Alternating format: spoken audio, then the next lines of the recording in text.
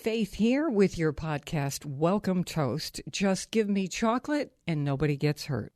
Listen to our show in small bites or enjoy the whole thing. I got that sunshine in my pocket, got that good soul in my feet. I feel that hot blood in my body when it drops. It's great to have you joining the party on the Faith Middleton Food Schmooze, inviting you to join us as we eat, drink, and be merry.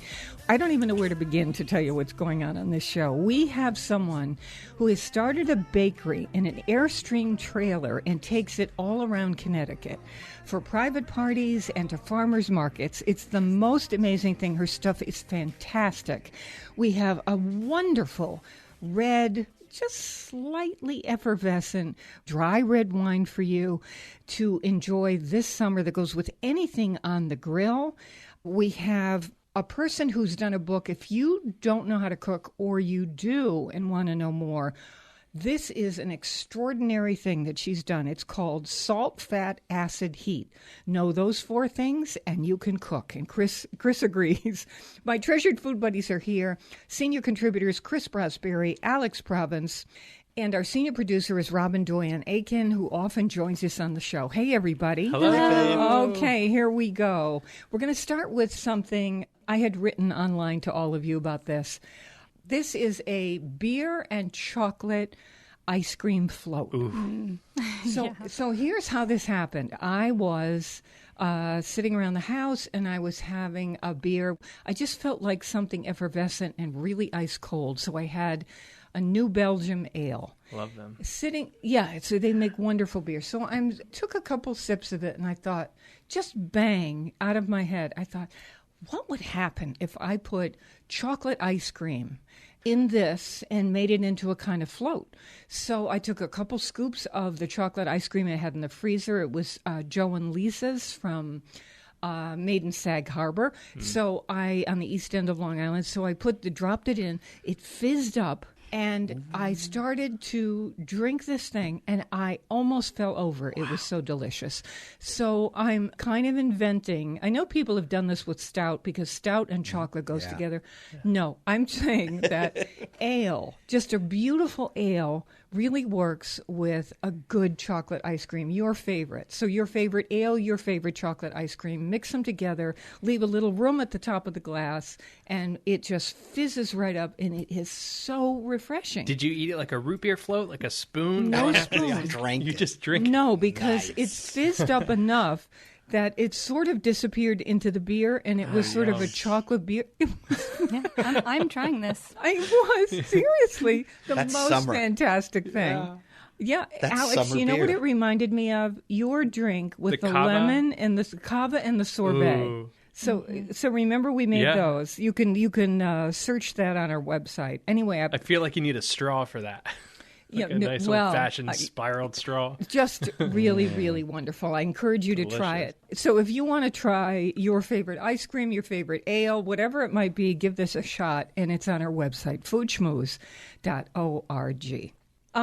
Chris, let's talk about steak, because just before the show, we were trying something that relates to our cookbook later, the one I mentioned, Salt, Fat, Acid, Heat, which I think should be on every home cook shelf, not only beginners, but everybody. This is going to have a special place. We're going to get to that in a bit. But you made Caesar salad with sliced steak, and it was so perfectly cooked, so moist and flavorful.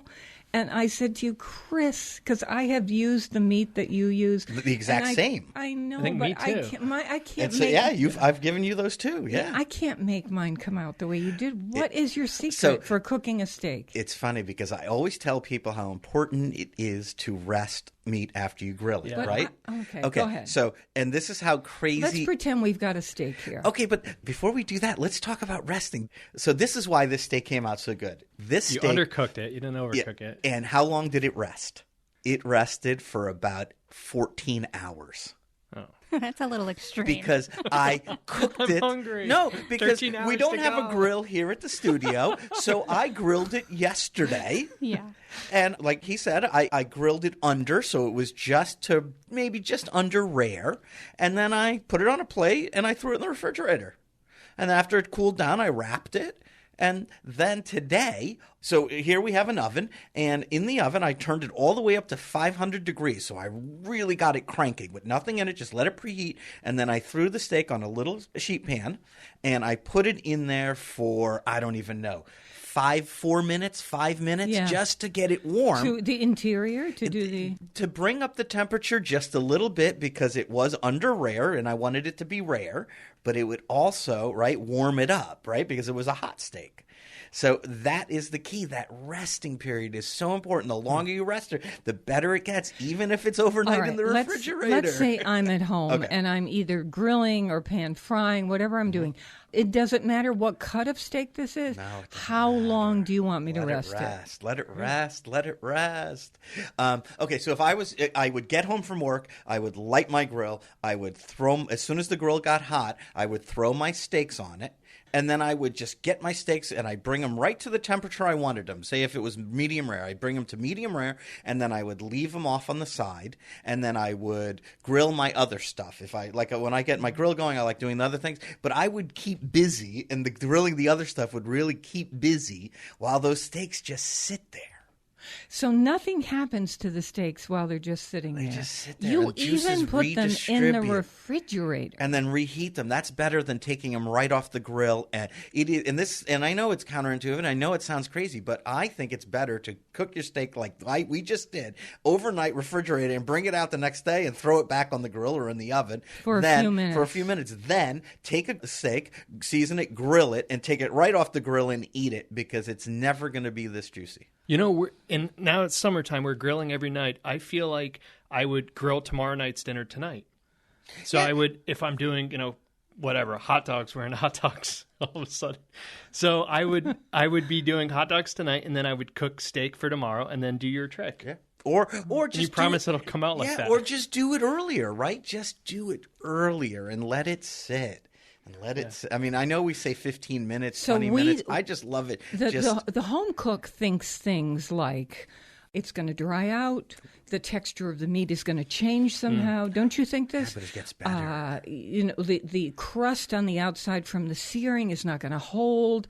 We think all those things. I'm waving my hand. And you're saying you can wrap it and actually put it in the refrigerator. And you slice it so thinly, too. When you take it out of the refrigerator, do you want it to come to room temperature before you put it in the pan? Yeah, you can, or you don't even have to. If you do a 500-degree oven, that's why I do it hot, really hot for a short period of time. So it gets that So I want my oven first. Yes, at or 500. you can re-grill it too, right? Or you can shut the lid, preheat the grill, either way, and just really quick, just bring it back to temperature. And if I do it overnight, I undercook it, right? And if I'm doing the best. Yeah, and it's so important. But look how juicy those steaks. And that's not an expensive cut. That's not a ribeye or a New York strip.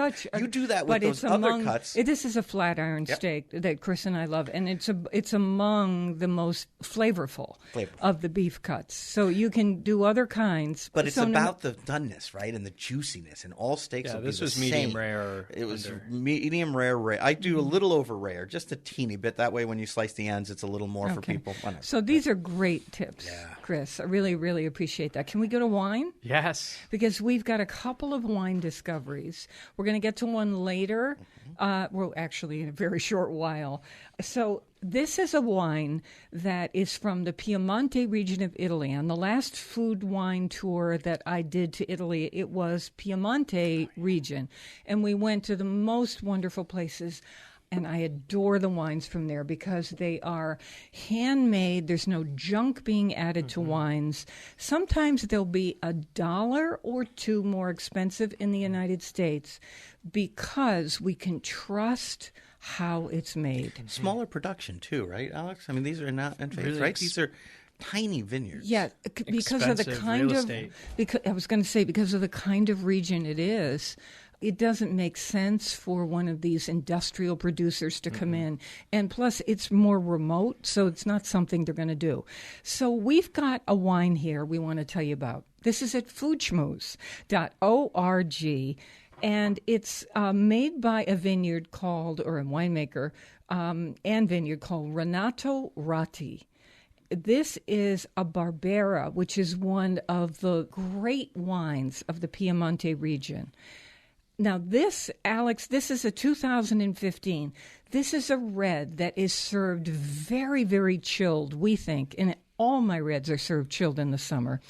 Alex, how would we describe it? There's like a faint effervescence in this red. You picked that up right away as soon as you tasted it. So these fresh reds have, when they're made, they have that little touch of texture on your tongue, little effervescence, and you got that right away. And sure enough, when you flip over the bottle, it's fresh vintage. So as this ages, it'll lose that, but that's a way of detecting that it's like fresh and ready to just delicious. Can you both talk about what would this go with coming off the grill or your oven if you don't have a grill? Salmon. Yeah, swordfish. Swordfish. Really, Yeah, about it's very- anything I can think of Yeah, on the grill, chicken. this would go with. But this would even be good with like a sweet barbecue sauce chicken, right? Or a pork chop with, right? A sweeter, maybe even a little spicy barbecue sauce, chilled, right? You know how some of the Spanish wines just go with everything? Yeah. This style of wine is just light, refreshing, has great color, but would go with anything. So if you were going to do,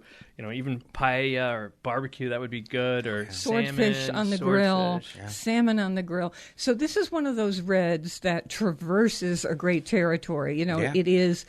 You can do fish on the grill. You can do poultry on the grill. You can do beef on the grill.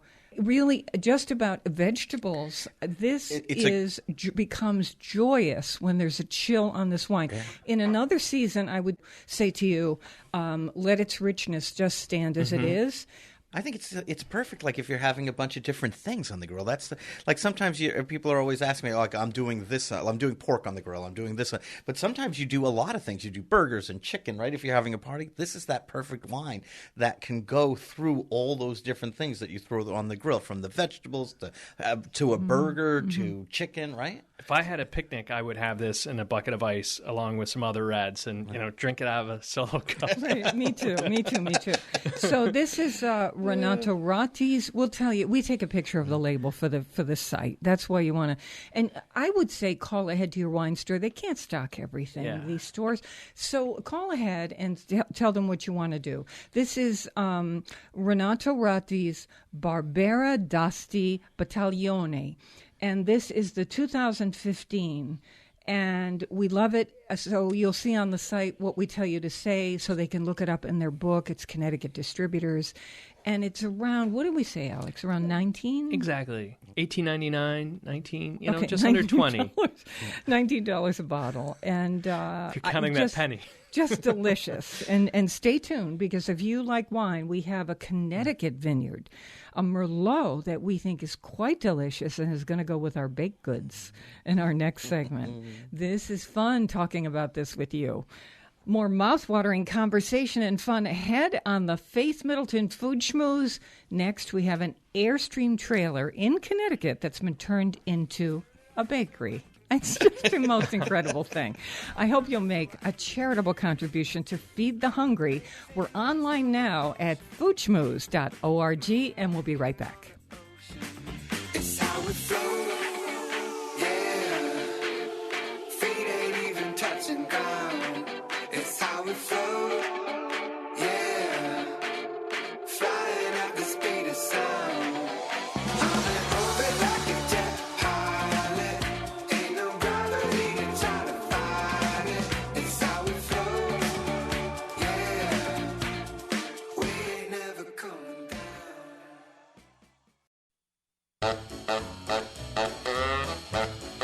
Beans and cornbread. Beans and cornbread. Beans and cornbread. Beans and cornbread had a fight. Beans knocked cornbread out of sight. Cornbread said, now that's all right. Meet me on the corner tomorrow night. I'll be ready. I'll be ready tomorrow night. I'll be ready. I'll be ready tomorrow night. I'll be ready. I'll be ready tomorrow night. That's what Beans said to cornbread. Faith Middleton here. We love that recording. We wouldn't keep it off the air because we know kids and grown-ups, that would include us in both dimensions. They love it. I can't tell you how many events I do, and there are both people who have listened to the show for a long time and their children, which absolutely stuns me. And they say, I used to love when that song came on the show. So we can't think of changing that. So one thing we want to do before we get to both desserts and Airstream trailer in Connecticut and a particular wine that we found from a Connecticut vineyard, we want to tell you about our podcast, which is a copy of the show, and we will send it to you every week. It comes to your inbox automatically. There's no tricks. This doesn't cost anything. All you do is sign up for the show at foodschmooze.org. You'll see it. Sign up for the podcast. I'm with my treasured food buddies, Chris Prosperi, chef and co-owner of Metro Beast Restaurant in Simsbury, Connecticut, and from Hartford, wine broker Alex Province. And our special guest is Amanda Glover, and she is known as Amanda Bakes. Yes, she has a cookbook. It's called Sweetie Bake Your Day. And also, she has an Airstream trailer in Connecticut. Cool. And travels to people's homes as a kind of catering Airstream girl. She brings the party. Yep. And also is at it's the Morris. Is it? First The of Morris all, welcome to the Marketplace. Food Schmooze. Thank you. What? Thanks for having me. The Morris what? The Morris Marketplace. Okay. So, we love that. People who would just pull up an Airstream trailer and bakes in it. And we've been eating the things that Amanda bakes just before the show. It's like so good. Why? Because these are pure ingredients. And absolutely delicious, Amanda. So thank you so much for bringing them. Oh, thank you very much. And this leads to a Connecticut wine we're going to talk about because it goes with your Merlot cake. Correct. Okay, it was Merlot wine. So we have pictures of this at the website, foodschmooze.org. You can look now as we have our conversation if you want to. Amanda, the Airstream you found where, and how did you decide to redo the interior? Where's it from? That's a great story. I found the Airstream on eBay. eBay. I did kind of a search on the fly because I was interested in starting a food truck. And I came across this Airstream, and I thought, well, it's got to be in Indiana or something because everything in eBay is miles and miles away. Yeah. And it turns out it was in Danbury, Connecticut, which was an hour's drive from where I live. Meant to be. So you weren't looking for an 'Cause Airstream. You were you're looking from- for a food truck. I was just looking for a food truck. Litchfield Hills, right? I am from the Litchfield Hills, yes. From the hills. From the hills. So you go get it. Yeah, I drove down. I took a look at it. It's the same year I was born. It was just kind meant of to stars be. aligned. Oh. Do I have to say what year I was born? No. No, it would be a 1978. It's vintage. It's just like Okay. Me too. That's amazing. yeah. Okay, so what would you decide to outfit it with? It was originally a bakery. Actually, it was already partially set up No, as a wait a bakery. minute. It did have some small issues, which we find out upon Yeah, sure. using it. A couple electrical fires, some plumbing issues. So I An adventure. Just I say. limped through a half of a season, and then I brought it up to Manchester and had it gutted. I had to go. Beautiful. So here's the thing. Someone who says, I want to do a bakery in an Airstream, let's just step back a second. I want to do a bakery in the Airstream, finds an Airstream on eBay that was a... It is close. Yeah, and it was bakery. super close. and is in Connecticut. Even if it didn't work, that's just remarkable. So what's in there? What do you have in there? I have a Blodgett half-sheet oven. Yeah. Blodgetts are awesome. Yeah. Yes. And I have rolling racks, prep tables, a 3-bay sink. It's a there's- rolling kitchen. There's a bathroom in there. So of course, yeah, it's an Everything a Airstream. baker needs. everything. Honestly, this is completely so self-contained. Oh my phenomenal. God. And you should see it. For those of us, I have Beautiful. been for 40 years an Airstream nut. This one is a gorgeous creature. I love the aged patina of them, right? The ones that have that kind of weathered look, and yours is exact. It just And it brings- futuristic at the same time. Yeah, it makes you think of Yes. that time when they were rolling off the right, and they looked like something out of the Yeah. future. So let's get to the cookbook, which is called Sweetie Bake Your Day. It's Amanda Glover, also known as Amanda Bakes, when you see her at farmers markets or at your house potentially, because she will drive it there and then start doing things right out of the Airstream for your party, which I think is about the most fabulous thing ever. I want to start with the oatmeal cream pies. I just ate them. And you can do these whether you're gluten-free or, not gluten-free. These were these as delicious? good as they get. Yeah, I mean- the perfect lunchbox snack, I think. No, Alex, what did you call it? It's like that perfect dessert in your brain that you go through life trying to find, and then you take a bite, and it's like, this is like what I've been looking for. It's, It's really just fabulous. Oatmeal cream So pies. real. And you. listen to the kinds of ingredients. So for the cookies themselves, this is not the gluten-free recipe, although there is one in here. So brown sugar, butter, water, almond extract, eggs, all-purpose flour, rolled oats, baking soda, sea salt, and cinnamon. There's nothing with junk in here. So you can make this as organic-y as you want to make it. And then there's the cream filling, because these are like sandwich cookies. Unsalted butter, powdered sugar, vanilla, and heavy cream. Wow. That's your thing, right, Amanda? Yeah. Here's my question. How do you do this and make money? Now, what I mean by that is these ingredients, because they are real things, cost something. They do. And I also get my eggs from a local farmer right down the street from the market. Yeah. And, so I pay Premium. for the eggs. But I really think that that's what makes the baked goods stand out. That's the is flavor. That's where the quality comes in. And that's how I can make money, is because people appreciate that quality. And they're looking for that. It's not an everyday bakery, getting eggs from a commercial supplier. And they're, I use Arethusa milk from right in my town. And We love them. We're big fans. Yeah. So here's the point with me. When I go to lead a food and wine tour to Europe, what happens is I come back and I think, why didn't I gain weight? And I realize because there are no weird chemicals, and at least that's my private theory. No weird chemicals in my diet. Of course, yes, I'm walking around a lot, but there's something about the food content that I think has an effect. Do you think so too? I do. And I like to stress to home bakers that using quality ingredients is success. You will be successful cooking anything if you use quality ingredients. You think so? Oh, God, yeah. I do. I really do. Why? Well, the eggs raised in a pasture have so much more flavor. The yolks have so much more fat content, and the color of the yolk. Making a buttercream with a fresh farm egg, it melts in your mouth. It's not sweet or cloying, or doesn't hit you in the back of the throat and make you kind of gag a little. Or give you the sore throat. Some of those like store-bought cakes give you a sore throat. It almost tastes like It's true. room temperature There's a ice reason cream. why. There's It's some chemical or so creamy something. and delicious. And Okay, let me move on to this because I absolutely love this, and I think these recipes are great just because we have tried these things right here in the Devoured studio. them. We devoured them. The cookbook is called Sweetie Bake Your Day, and this is Amanda Glover, the author, who has a bakery Airstream trailer, and she takes it to the Morris, what we call the farmers market there, and also to people's homes. And how far would you go? I go 50 miles. So further than that, there would be a charge for gas and whatnot. To bring it, yeah. So I'm just thinking, I'm calculating. She's trying to get you to the Long Island. Do you need something special to tow it with? A truck A or pickup. I drive a pickup yeah. truck. Good That's for fun. you. Red, I hope. Okay, here we go. You guys, you were big into these raspberry lemonade bars. Oh, yeah.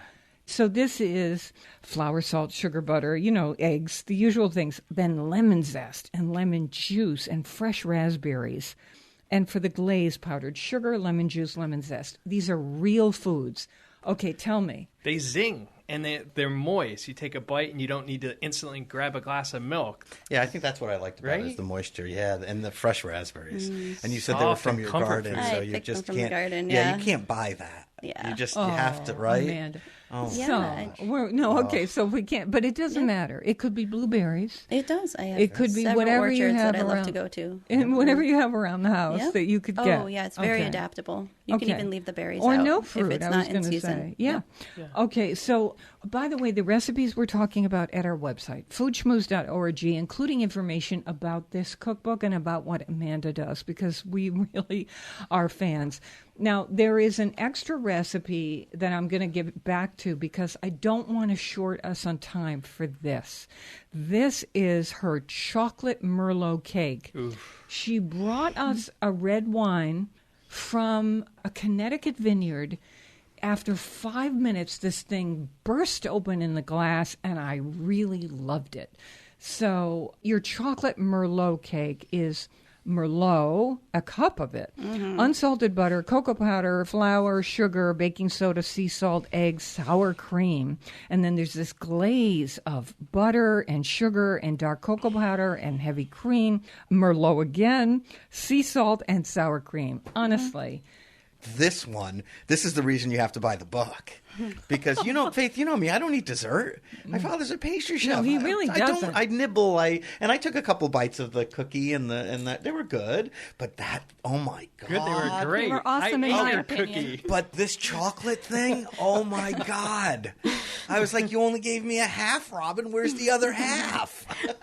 I figured, And so juicy as well. They're it's moist. moist. It has acidity. Your mouth just The wants desserts more. that look like they should be sitting on the countertop of like Bridges of Madison County or something, those Yeah, real that was things. the one. So Yeah. Amanda wonderfully not only gives us her book and the recipes for our website, but also brings a Merlot to have specifically with that cake. So, and this is the wine in the cake. And the glaze. So And I the want to glaze. do a shout out to SMV. These are the initials to Sunset Meadow Vineyards. And this is family-owned and operated, a vineyard in Litchfield County, in Goshen My specifically. hometown. Yeah. This Merlot of theirs, which is around $19, $20 a bottle, if you give it 5 minutes in the glass, the most gorgeous fruit comes out in this wine. I really loved crazy, it. right? Thank you, Amanda, You're for welcome. turning us on to them. Sure. That happens to be the wine you used in your cake. I do. I use a lot of local products in my baked goods. So that one's always in the cake. Always. Oh, wow. Always. Very good. Not just Yep. for us. That's cool. So this is a farm that's 50 acres. Mm-hmm. That's really At least. quite They amazing. might have grown And by- you were saying, because I've never seen them, I'm going to take a drive out there, Yeah. that their acreage is on, the vines are on a southern-facing slope. That's the key to Bordeaux. It's key to a lot of vineyards where the lesser wines are further down in more shade, but the ones that are higher up on the hillside are the premier wines. So Yeah, that's a very lucky high. spot. Yeah, very. And in the Goshen. sunsets are beautiful, as named. How'd you come up with this particular recipe for the Merlot cake? I was making a chocolate stout cake for a while there, Oh, yeah. and I decided to swap stout for Merlot.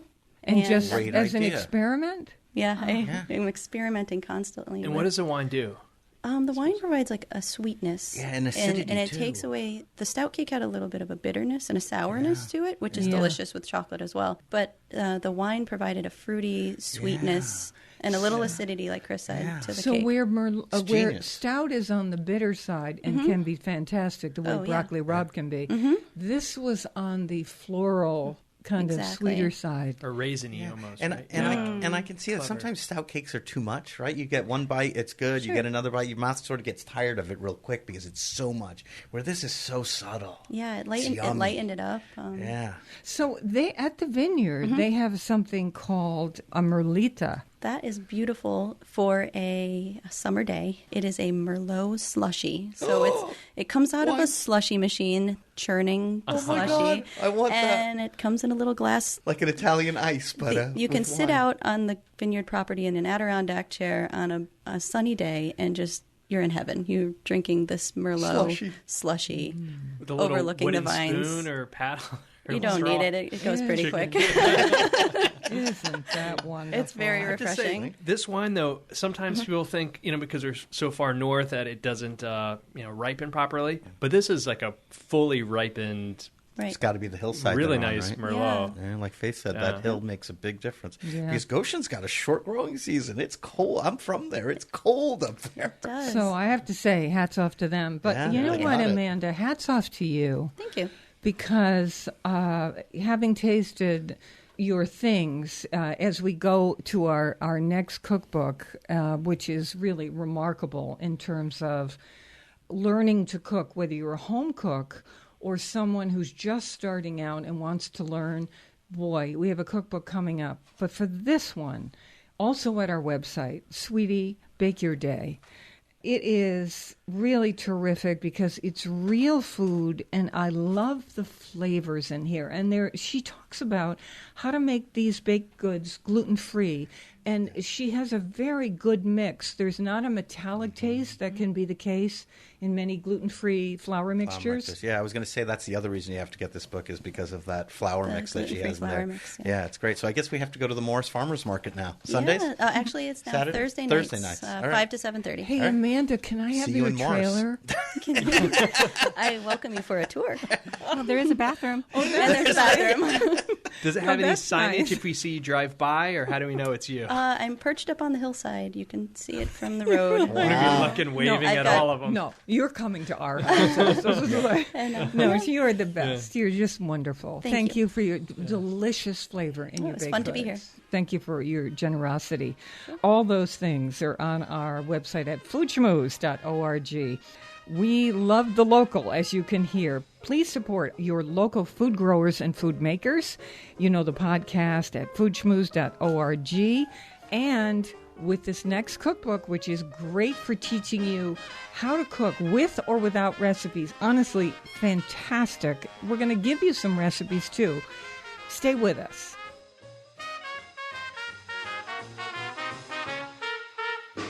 If I knew you were coming, I'd bake the cake, bake the cake, bake the cake. If I knew you were coming, I'd bake the cake. How'd you do, how'd you do, how'd you do? Had you dropped me a letter, I'd have hired a hall, a great big hall, band and all. Had you dropped me a letter, I'd have hired a hall, and spread the welcome mat for you. Now I don't know where you came from, 'cause I give love to all of my people. All of my people need love. I give some. I give love to all of my people. All of my people need love. I give some. I give love to This is the Food Schmooze Party, offering the richness of life and coming to you in Connecticut, Rhode Island, Massachusetts, and New York, including Westchester County, the East End of Long Island, the Hamptons. The senior producer is Robin Doyon-Aiken, and to hear the show on WNPR, it airs Thursdays at 3 and Saturdays at noon. You can go to us online at foodschmooze.org. Now I want to talk with you, we all do, about this cookbook. And here's what I want to say about this cookbook. If you are a home cook, as I am, even if you are a professional cook, though perhaps you're beyond the rest of us, if you're someone who's just starting out and wants to know how to cook, this book will have a permanent place on my bookshelf because I was so knocked out at not only the recipes at the end, but the description at the beginning about the 4 things I need to understand to not only be a good cook based on recipes, but to be a good cook based on trying things all by myself. How do you do that? I don't have the courage to do it. Honestly, understanding just 4 things can make you do that. This woman is amazing. Her name is Samin Nosrat. And her book is called Salt, Fat, Acid, Heat. Those 4 things you might think, huh? What does that mean? Well, we're going to tell you. And when you hear this, you're going to go, oh, it was like the dawning of something for me. Salt, fat, acid, heat. Samin, welcome to the Food Schmooze Party. Thank you so much for having me, Faith. You're with Alex Province and Chris Prosperi, Robin Doyon-Aiken.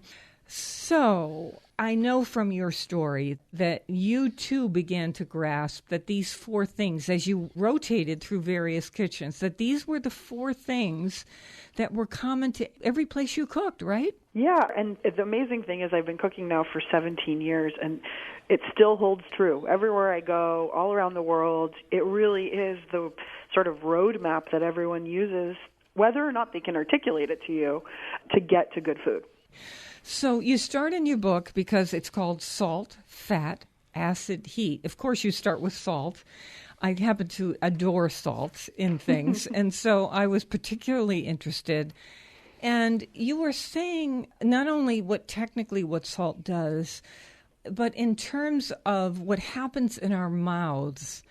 Can you explain that? Because salt can be used to either inspire something that you're creating, or it can be used to recover from something that's happening. It's such a necessary thing.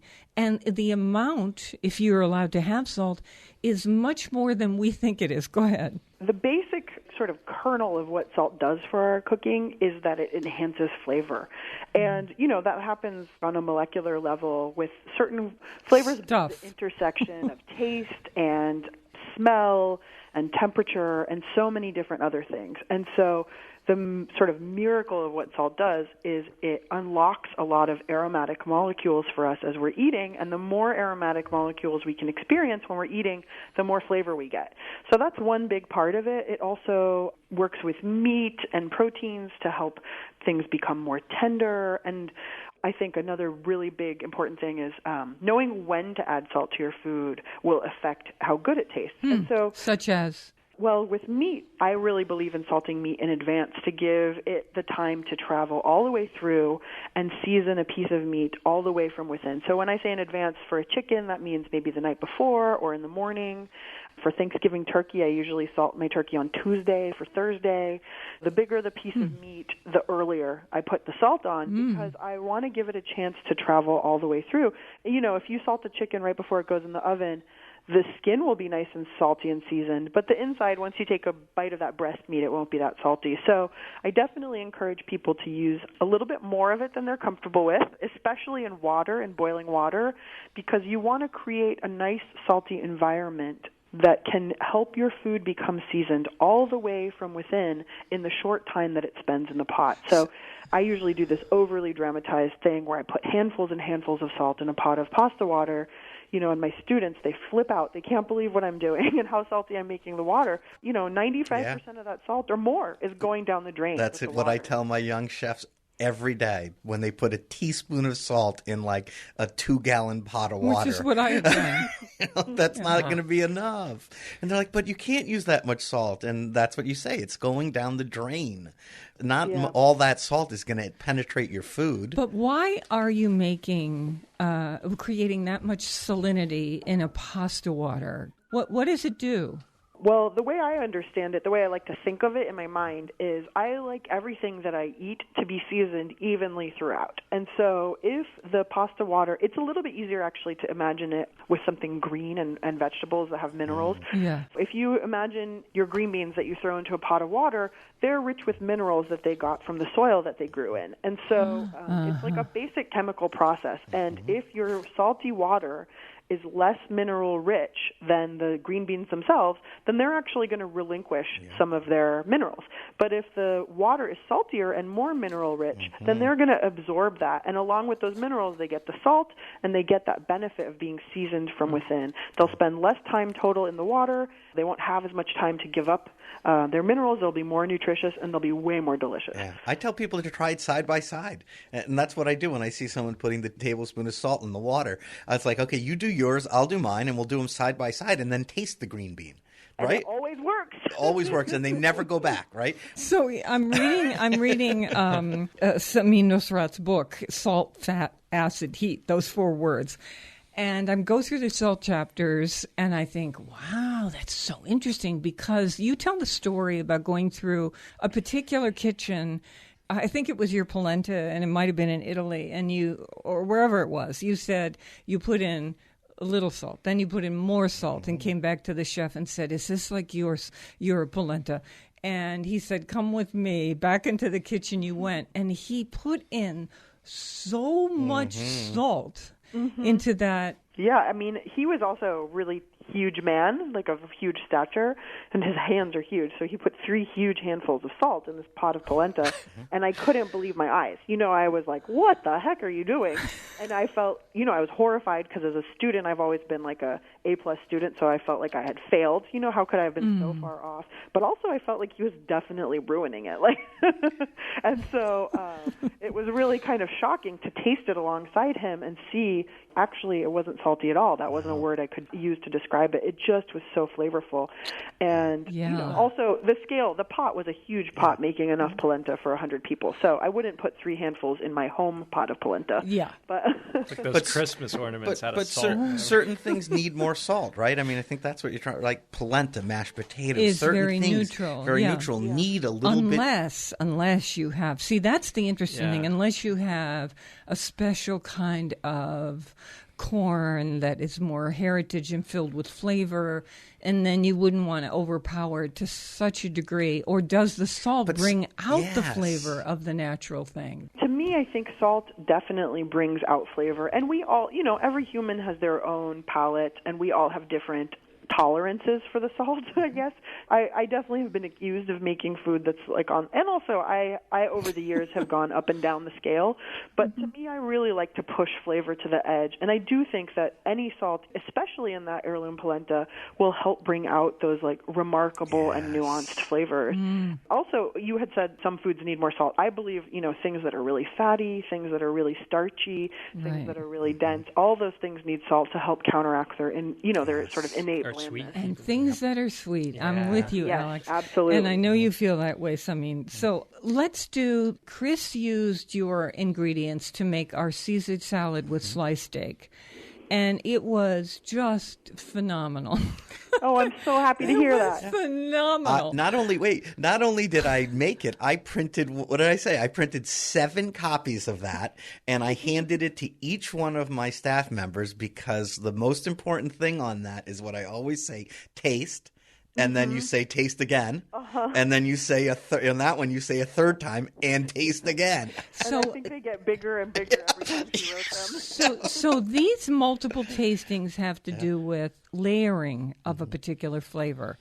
So salt, and then tasting, and then salt, and then tasting, and then more salt, right? And then tasting again, and then tasting. Once you got it to the point where you think it's right, then take the lettuce leaf, dip it in the dressing, and taste it again, because you're not going to be eating a spoonful of Caesar salad dressing. You're actually going to be putting that on something else that has no seasoning on it, so it has to maybe go up again. So tell me about Samin Nosrat. What is the key to the chapter on, just because we're short on time and I don't want to miss this, the chapter on fat?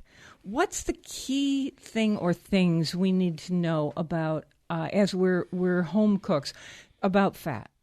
Well, the two sort of like kernels about fat. One is that fat is this incredible conveyor of flavor. I like to think of it like little burros carrying flavor. So a great way to imagine that is if you have 2 garlic cloves and you sizzle one in olive oil, and then you put the second one in a little pan of water and sort of simmer that in water.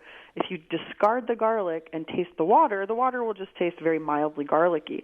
But if you discard the garlic and you taste the oil will be really heady with garlicky perfume. It will have, because so many aromatic molecules that are flavor are fat soluble and not water soluble. So thinking of fat as the foundation of a dish and working flavors into it is really, really important. That's one thing. And the other very remarkable and amazing thing about fat is that it makes possible all of the really delightful textures of our foods that we love. And so if you can learn how to use fats to get those different textures, you can then, make your decision, today I really want to have something crisp, so I'm going to preheat my fat. And if I want to have really tender pastry, then maybe I'm going to melt my butter and add it to the flour so that it becomes very tender. If I want it to be flaky, then I'm going to keep the butter cold. So, and the other 2 textures are creaminess and lightness. And so if you can learn how to manipulate your fat to get the texture you want, you can make better decisions without a recipe. So you have a recipe in the book for pasta alla vongola, and we have that. Clams and spaghetti, in other words. We have that at the website, foodschmooze.org, including information about this wonderful book that it will certainly be on my shelf, and I think should be on anyone if you're a home cook and wanting to really get it about how to even make recipes up in your head. These are the 4 things to know, and the way that Samin describes this is so fantastic. So, spaghetti with clams, pasta alla vongola. This is the acids section, and she's talking about how to layer in the acids. And how would you sum this up, Samin? Well, what I like to think about, a lot of people, acid is the element of balance, and it's what creates a contrast in our mouth that allows food to be multidimensional. Mm-hmm. And so to me, it's really important to layer acids into a dish from the beginning. So in the vongole, it's, wine that you use to cook the clams with, and that becomes a sort of basic acid for the sauce.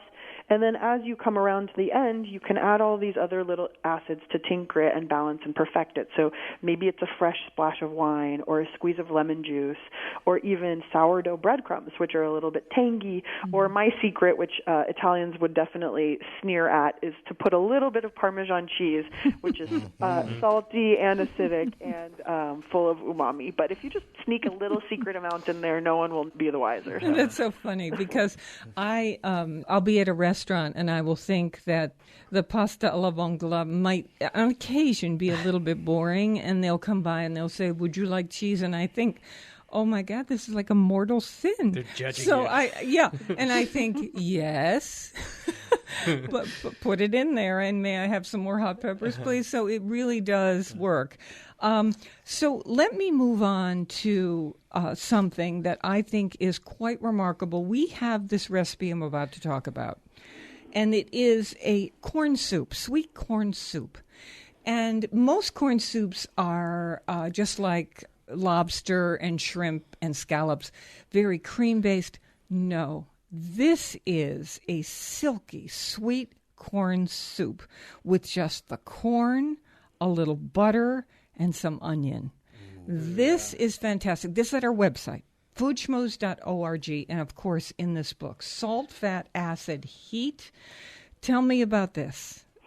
This was one of those kind of amazing, mind-blowing lessons that I learned when I was cooking at the kitchen at Chez Panisse restaurant in Berkeley. And every day... Where? Where is that? Chez Panisse restaurant in Berkeley. It's Alice Waters' It's a little place. Temple, yeah. Okay, go ahead. And so, there, as in most restaurants, they make a soup every day.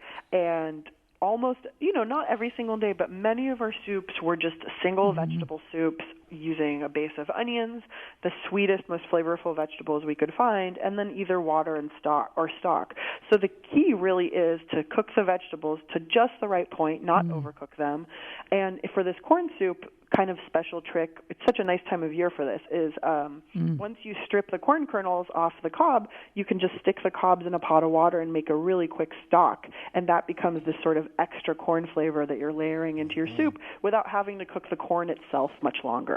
And then you just blend everything and strain it, and it's so smooth. And then the trick really comes in balancing and seasoning it to make sure you have the right amount of salt and to make sure that you have some sort of either like you can sneak a little acid in there, or you could put a little acidic topping, like maybe a little lime and cilantro salsa on top, or something for contrast with all that beautiful sweetness. Oh, this is such a wonderful idea. I mean, I understand that it's complicated for restaurants to do, but wow, Chris, in particular, I wish restaurants would do the corn soup like this. Bring us some. Instead of the cream-based chowders only. This is fantastic. It's at foodschmoes.org right now, but especially because we're taking this recipe thanks to Samin Nosrat's generosity from her cookbook. It is called Salt, Fat, Acid, Heat. And if you think or read about these 4 things, how to think about them, it's very understandable. It's not hard the way that she describes it. Oh, my goodness. You can just start, no matter what's in your refrigerator, say, oh, I think I'll add a little squeeze of lemon to this, or a little cream or olive oil, or it's just the most amazing book, and I think this belongs on people's shelves permanently. That's just my humble opinion. Thank you. Samin Nosrat, thank you so much. Thank you for having me, Chris. And Alex, thank you for being our guest. Really a pleasure. Love your book. Nice to chat with you. Okay, you too. Bye-bye. We're on WNPR Thursdays at 3 and Saturdays at noon. Weekdays, listen for my 60-second food schmoozes and our slogan, never eat more than you can lift. In New Haven, I'm Faith Middleton.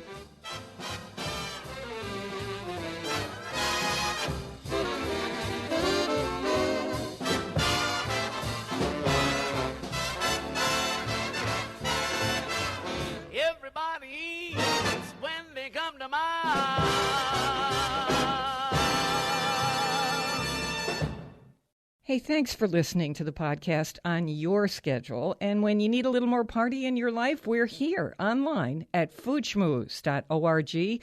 And we hope you'll talk with us on Facebook. We're at Faith Middleton Food Schmooze.